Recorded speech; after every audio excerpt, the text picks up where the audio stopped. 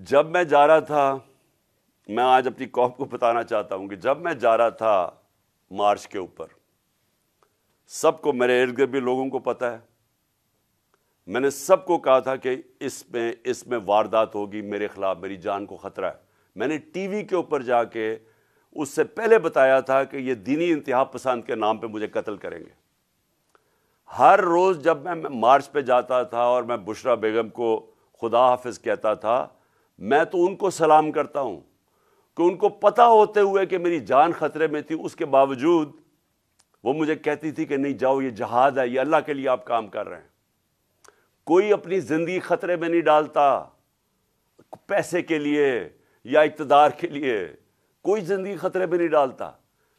جہاد کے لیے جب آپ اللہ کے لیے کام کر رہے ہیں، تب آپ پتہ ہوتے ہوئے کہ اب زندگی خطرے میں، اس کے باوجود جاتا تھا میں۔ اور میں جیسے ٹھیک ہوں گا انشاءاللہ، جیسے میں چلنے کے قابل ہوں گا، میں پھر نکلوں گا باہر، کیونکہ یہ اللہ کا کام ہے۔